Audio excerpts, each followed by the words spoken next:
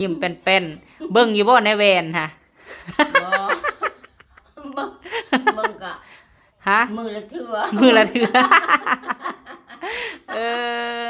มือละเทื่อโดยโยยันไว้ยามลูกหลานบ่อยู่ในเบิ่งเบิดมื้อนะเอ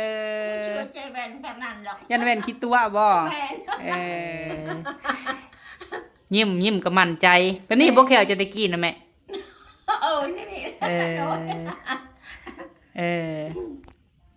มีแขวแล้วก็ยิ้มแบบมั่นใจพี่น้องเอ้ยเป็นแม่พันธุ์กับแม่บุญทวีแม่เอ้ยที่ว่าไอความงามเนาะคันสิเว้าก็ได้ แขวมันไปไสจะเว้านะแม่แขวเมื่อบ้านเก่าแขวเมื่อบ้านเก่าได้แขวพี่น้องเอ้ย 4,000 ถ้าว่าจำเทียบลูกหลานหาเงินกับ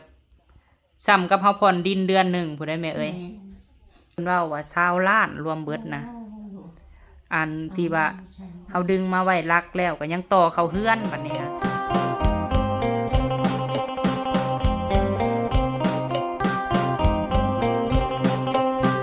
นี่มาเฮือนสบายดีแม่สบายดีโธ่พี่น้องเอ้ยหลังจากได้แขวมาใหม่ ยิ้มอยู่บ่กลางเว้นกะยิ้มอยู่เนาะโอ้พี่น้องเอ้ยยิ้มเป็นเบิ่งอยู่บ่ในแวนฮะเบิ่งกะฮะมือละเทื่อมือละเทื่อเออมือละเทื่อโดยโยยันไว้ยามลูกหลานบ่อยู่ในเบิ่งเบิดมื้อนะช่วยใจแว่นกันนั่นหรอกยันแว่นคิดตัวบ่ป้านุ่งกระโปรงบ่มื้อนี้ฮะพี่น้องเอ้ยมื้อนี้บ่าวพามีมาเฮือนเนาะถ่ายบรรยากาศให้เบิ่งจะกินข้าวแล้วบ่แม่กินแล้วโดยกินกับก๊อก2 มื้อพี่น้องแม่นบ่2 มื้อบ่เฮาบ่ได้มาหาเจ้า2 มื้อเวียกหลายพี่น้องเอ้ยมื้อนี้โดยได้แขวแล้วบาดนี้พี่น้องเอ้ยแม่เป็นจังไดหลังจากได้แขวเจ้าย่ำหั่นย่ำนี่สบายอยู่บ่สบายอยู่สบายเนาะแม่นยิ้มก็มั่นใจแบบนี้บ่แขวจะได้กินนะแม่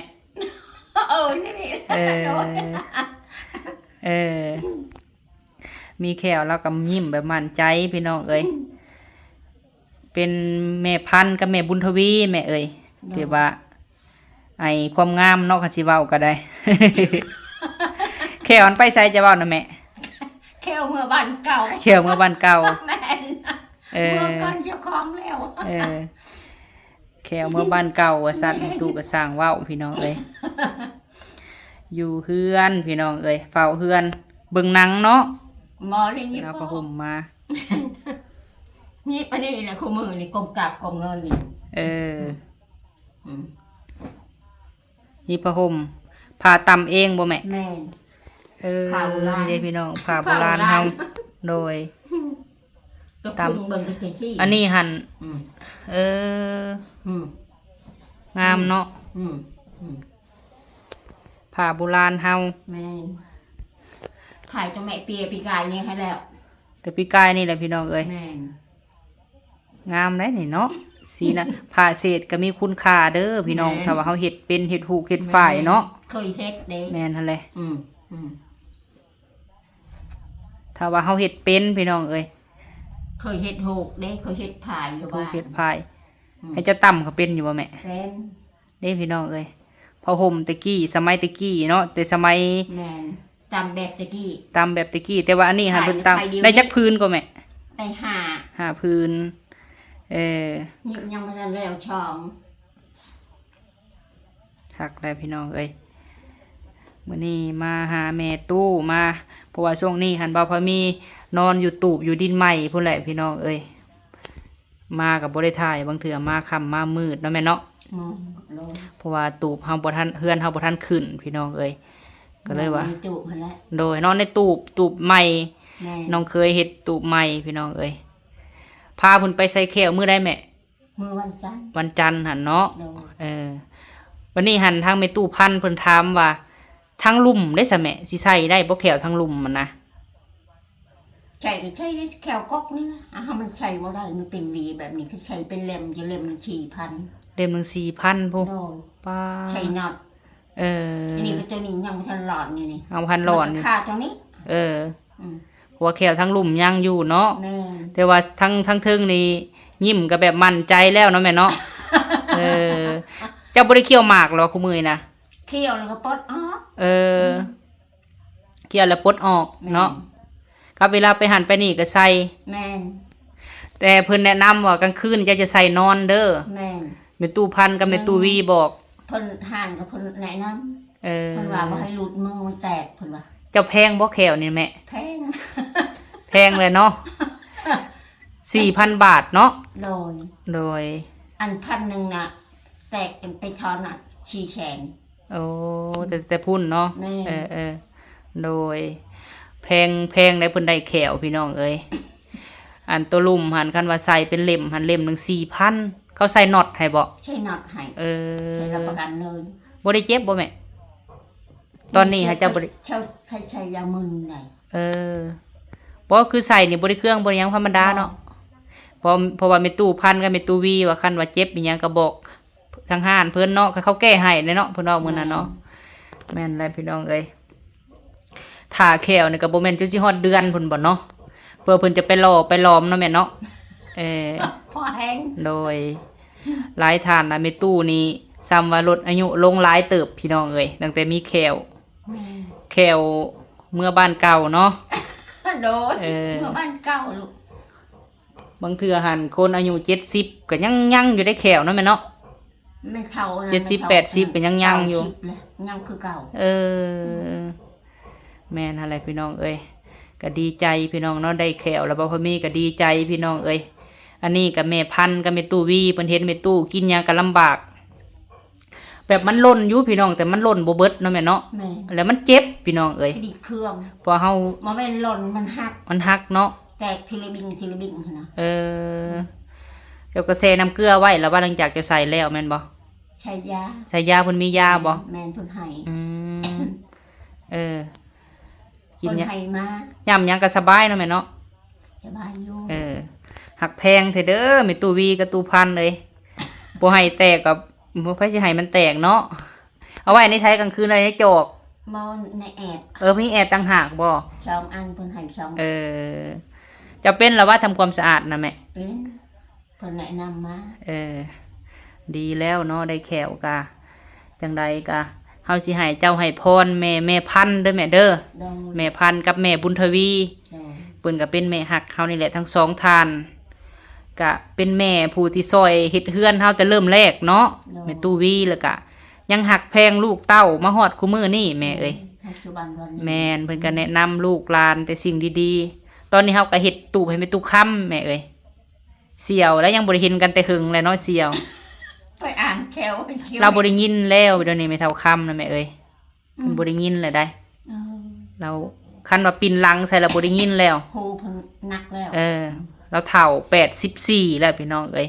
84แล้วปีนี้ 78ปีนี้ เออเนาะคนเฮาก็บ่คือเก่าแล้วพี่น้องเอ้ยจังได๋เฮาก็สิให้เจ้าให้พรแม่ตู้บุญทวีกับแม่พันธุ์เด้อแม่เด้อ โดน เพิ่นอยู่ออสเตรเลียพุ่นแหละอะเว้าเช่นนั้นนี่แหละ สาธุข โด อย ให้นายพันธุ์ดูดีมีแห้งกับแม่บุญทวีช่องทานผู้ใจดี โดย ที่เอาชื่อแควให้แม่อันนี้ใช่ให้ไม่เท่า คอยอยู่ดีมีแห้งความเจ็บอย่าให้ได้ความไข่ใหญ่มีคอยให้โนมันควันยืนช้าถูกมีดีชิงดีเข้ามาในชีวิต โดย ขอผลทำการงานอะไรขอให้ผลลาบลื่นคืนหาผลหมื่นเท่าโกดเท่าเลยช้า สาธุ ช้า มีแขวแล้วก็ยิ้มมั่นใจเนาะแม่เนาะ โอ้ย เออตะกี้รถคันคนบ่มีแขวนี่ข้างกะว่ำบ่แม่ แม่นบ่ แม่น เออ มันบ่มีแนวครึ่งลูก แม่นหั่นแหละ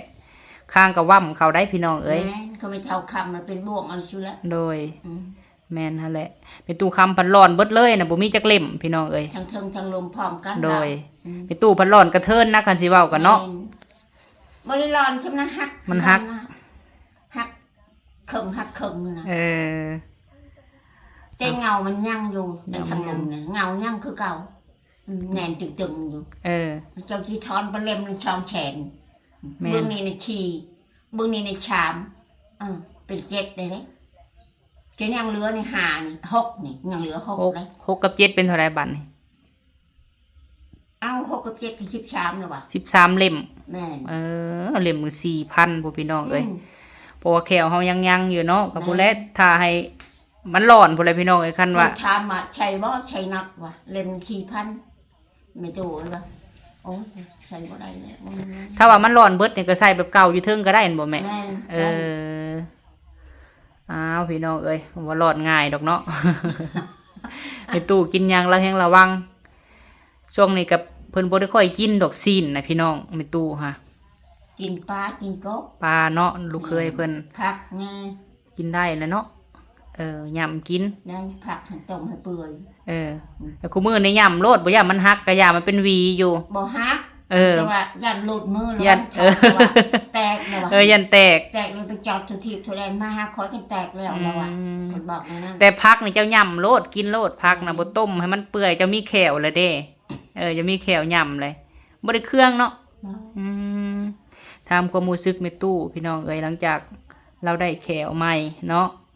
ตะกี้รถแต่ยังน้อยเพราะว่าพ่อแม่ถ่ายแขวป่งเนาะ แม่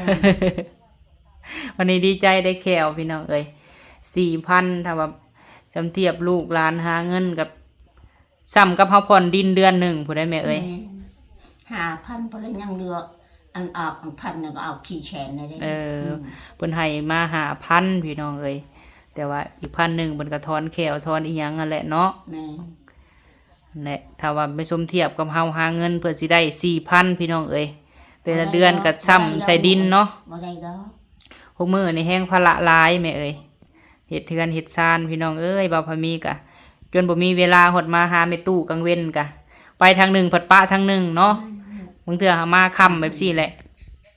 เพราะว่ายังบ่แล้วบ่าวพะมีก็เลยบ่ทันเอาแม่ตู้ไปอยู่พี่น้องเอ้ยกลางเว้นเพิ่นกะคันเอาไปก็บ่มีฮอดบ่อนนอนเนาะมีแต่ตู้บ่าวพะมีแหละมันบ่มีบ่อนนอนพี่น้องเพราะว่าเฮือนมันบ่ทันขึ้นบ่าวพะมีก็เลยว่าบ่อยากนอนหั่นนะเพราะว่าพื้นไฟก็ยังแม่เอ้ยคือไฟเฮือนเฮาหั่นเพิ่นเว้าว่า20 ล้านรวมเบิดนะอันที่ว่าเฮาดึงมาไว้รักแล้วก็ยังต่อเข้าเฮือนบัดนี้ฮะ ชาวลานพก ค่าสร้างเบาพินน่ะเพิ่นเอา4 ล้าน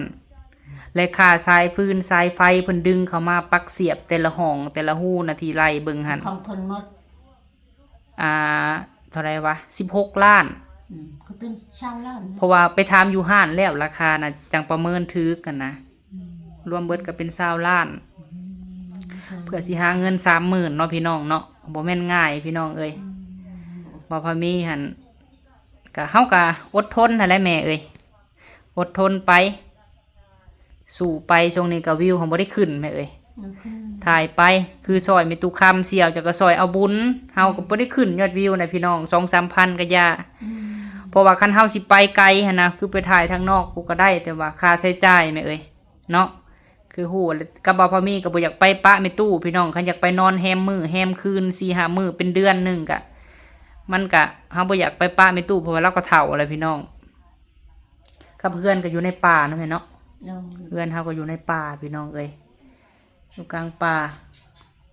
กันว่าสิใส่กล้องนำมื้อนี้พี่น้องเอ้ยใส่กล้อง อันนี้รถจักรเนาะรถจักรอันบ่มีบนจอดเลยจอดอยู่ในนี่พี่น้องเอ้ยรถอันซาวลาตีอีกคันหนึ่งคันสิจอดไว้อยู่พี่ผัดอันว่าจอดว่าคันสิใส่กล้องผัดบ่มีสัญญาณพี่น้องเอ้ยอยู่เฮือนพี่นะอันเบิ่งหนังเลยได้เนาะ บ้านใดบ้านบ่ได้เลยลูก เพราะว่าในป่าเนาะเดี๋ยวสิเอานมให้ไปเฒ่าก่อนพี่น้องเพราะว่าเฮาก็ซื้อนมมาให้เราและพี่น้องเอ้ยซื้อนมเจ้ากินเทื่อละกวดบ่แม่ บ่ลูกกดนี่ชามมือลูก เรากินกับข้าวอะไรพี่น้องกันไม่ตู้ฮะให้นมไม่ได้เขาซื้อมาให้แม่ มันแกงเฮาแกงอันนั้นนี่ต้มอันนั้นก็บ่ได้กิน นี่แหละ หลายดอก นมมานี่แหละพี่น้องบอกว่ามีซื้อมาให้ไม่เท่าไวตามิวบ่งาดำเนาะเรากินกับข้าวพี่น้องเอ้ยแต่ก็บ่ได้กินบัดเดียวดอกกล่องหนึ่งเราประหยัดกิน ชามมือ เล็กกระซอยเนาะนี่ฮะช่วงนี้ก็มีแต่น้องสาวน้องเคยพี่น้องเอ้ยที่ว่าซื้อแรงซื้อง่ายเนาะเพราะว่าพอมีก็มีภาระหลายแม่เอ้ยไปอยู่พุ่นกะมีภาระหลายพี่น้องช่วงนี้กะประหยัดอดทนแม่เอ้ยเพื่อเฮือน 500,000 บาทนะได้สำนั่นพี่น้องเอ้ยเพื่อสิหา500,000 บาทเนาะกะหลายทานพี่น้องเอ้ยซอยมาคือแม่บุญทวีแม่เอ้ยเพิ่นก็เคยซอยลูกเนาะให้กำลังใจตลอดทั้งแม่เพิ่นแนะนำแต่สิ่งดีๆแล้วก็แม่เพิ่นซอยพี่น้องเอ้ยบางเทื่อก็ออกน้ำว่าออกคลิปแน่บางเทื่อก็บ่ได้ออกเนาะแต่ลูกก็บ่เคยลืมบุญคุณเพิ่นแล้วก็แม่บิ่งพ่อเพชรแล้วก็แม่รัดแม่เรื่องเพิ่นก็เคยให้ผ่านมาพี่น้องแต่บ่พอมีเว้าคลิปแต่สุดตะกี้พุ่นแหละเนาะแล้วก็ดีใจแม่เอ้ยที่ว่ามาฮอดจุดนี้ถ้าว่าเฮากำลังเฮาผู้เดียวหาเงิน500,000นี่ก็บ่ได้พี่น้องเอ้ยเว้าตรงๆโลดเนาะแม่เนาะ แม่ เขาผ่อนดินแต่ละเดือนนี่ก็4,000 กว่าพี่น้องหาก็ได้เท่าไหร่6 เดือนเนาะ6-7 เดือนนี่แหละตั้งแต่ซื้อคันสิเว้าก็ซื้อดินกับปลูกเฮือนนั่นไล่เลี่ยกันเนาะ แม่ช่วงเดือนชิปเดือนชิป เดือน10ซะบ่แม่นเดือน11เดือน เดือน 20 11 เดือน11เนาะ เดือนชิปชาม เดือนนี้ก็เดือน8เนาะเดือน7เดือน8แล้วพี่น้อง5-6 เดือนเนาะ6-7 เดือนบ่ แม่ ผ่านมาพี่น้องเอ้ยก็บ่พอมีก็สู้ซนมาตลอดพี่น้องช่วงนี้ก็ในเฮือนในซ่านก็มีแต่น้องพี่น้องแต่ว่าเฮาก็บ่ได้ซื้อแนวอยู่แนวกินเนาะแม่เนาะมีแต่น้องเคยเพิ่นหา หาปลาหากบเขียด กบเขียดเฮ็ดพี่น้องเอ้ยช่วงนี้เพิ่นก็บ่ได้ค่อยอยู่มีแต่หาแนวอยู่แนวกินมาในครอบครัวเนาะ น้ำ ถ่ายคลิปไปนำแม่ตู้นี่หน้องไม้นี่เพิ่นบ่ให้เพิ่นกินพี่น้องเพราะว่าแสลงต่อโลกบ่แม่ แม่ เจ้าบ่ได้กินหน้องไม้แต่เฮิงแล้วเนาะ ในชามปีแล้ว 3 ปีแล้วพี่น้องเอ้ย กินแล้วปีละเถื่อเดือนละครั้งปีละเถื่อจำหนามจำในแกงละไม้ทั้งอยากละ อ กับเคยกินเนี่ย เพราะว่าผู้เฒ่านี่คันเป็นหยังพี่น้องในท้องในไส้นี่ก็โอ้ยพี่น้องเอ้ยเพื่อสิเศร้าเนาะแม่เนาะ แม่ ว่ามันง่าย บ่ได้เช่รักลูกคันเป็นเลย เออ คันบอกลำเอากิน พอทุเลาเนาะกินหยังกะ แม่ ผู้เฒ่านี่กินซีนสัตว์ใหญ่บ่ได้พี่น้องเอ้ยกินได้แต่ปลามันย่อยง่ายเนาะ กินชินเพราะว่าพิษอันความดัน เออ ปวดหัว เป็นวิน เออ เลยบอกกิน กินได้แต่ปลา แม่ปลากบเขียด ช่วงนี้ก็กบเขียด พัก เออน อกคา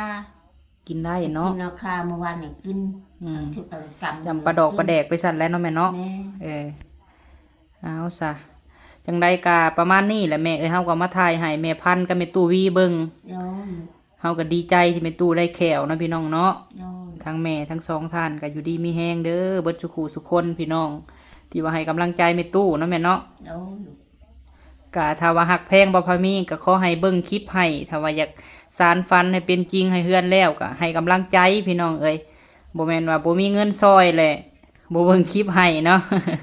ก็บ่ได้ว่าเนาะแม่เนาะ โยน บ่มีเงินซอยก็ให้กำลังใจก็ดีใจพี่น้องเอ้ยขอแต่เบิ่งให้บ่ข้ามโฆษณาเพื่อสิเห็นผลสำเร็จของเฮาแม่เอ้ยยังไกลแฮง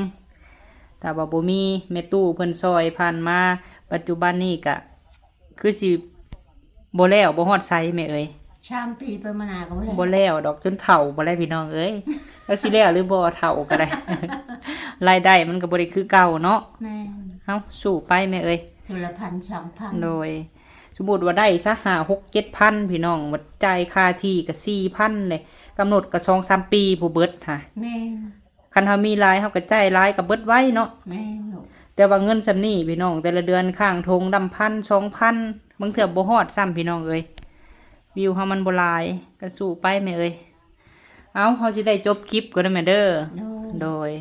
อยู่ดีมีแฮงขอบคุญขอบคุณหลายๆโดย